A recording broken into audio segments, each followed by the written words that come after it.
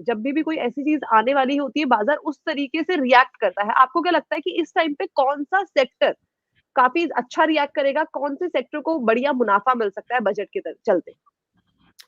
कंचन जी, अगर सच बताया जाए ना, तो अब जो ये जनवरी का महीना है, इवन मैं इसमें आपका ही रेफरेंस लूँगा। आपने कई बार कहा है कि जनवरी का महीना जो है एक पास्ट परफॉर्मेंस बताता है कि उठा-पटक वाला रहता है, राइट?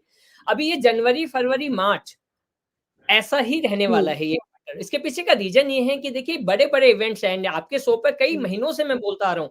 बजट का फैक्टर जो है ना, ये और स्पेशली सॉरी चुनाव का फैक्टर, वो एक जिन की तरह है। आपको पता नहीं चलेगा कब वो बड़ा होके आपके सामने बाहर निकल रहा है, और वही अब मार्केट में धीरे-धीरे देखने को मिलेगा। बार-बार कह रहा हूँ, सेक्टर स्पेसिफिक जो भी है, देखिए खासकर ये जो 3 राज्यों का चुनाव जीतने के बाद बाजार ने जो लंबी रफ्तार दिखाई, उसके पीछे का रीज़न ही ये था कि कहीं न कहीं आम निवेशक, एफआईआई सब एक स्टेबल गवर्नमेंट प्रेडिक्ट कर पा रहे हैं, इज़िली प्रेडिक्ट कर पा रहे हैं। अब दूसरा सवाल ये रहा कि जब जब हम बजट के पास आते हैं, तो देखिए हमने रेलवे के स्टॉक्स में भी अभी से तेज़ी देखना शुरू कर दी थी, अच्छी खासी तेज़ी देखी है।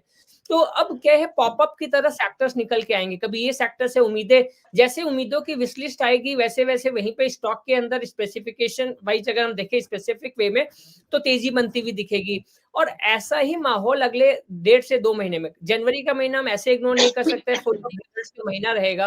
और इसके बीच में देखिए किसी ने नहीं सोचा था कि इन्फोसिस का रिजल्ट जो कि उतना बढ़िया नहीं था, बट स्टॉक ने बड़ा उल्टा रिएक्ट किया। और मैं एक बात और बताना चाहता हूँ जो मैंने अपने बड़े लोगों से सीखा है कि good result always sell, bad result always by.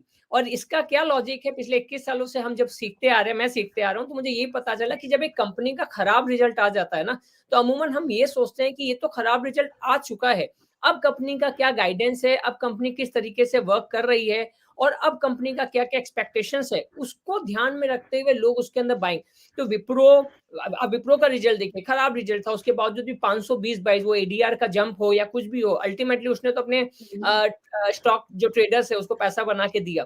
Infosys के साथ भी हमने ऐसा देखा। एचडीएफसी का रिजल्ट इतना भी बुरा नहीं था। This is the only fight between expectations versus actual. हम उम्मीदों से जब लड़ते हैं ना, तो इस तरीके का रिजल्ट, और आपने जो कहा एचडीएफसी झुट्टे बदनाम हुआ है इस गिरावट के लिए। एफआईआई ने कल 10,000 करोड़ की बिकवाली की है, वो मुझे नहीं लगता खाली एचडीएफसी के पीछे की होगी, बहुत सारे रीजन होंगे। अनसर्टेनिटी है, भले वो मोमेंटम तौर पे अगले 1 से 1.5 महीने ही अनसर्टेनिटी रहेगी इंडियन मार्केट को लेकर, लेकिन फिलहाल में दे आर वेरी कॉशियस, और मैंने तो आप लोग को पहले ही कॉशियस रहने की सलाह दे दी थी। जी, ठीक है। तो ये जानकारी भी ले ली है। मधु मैम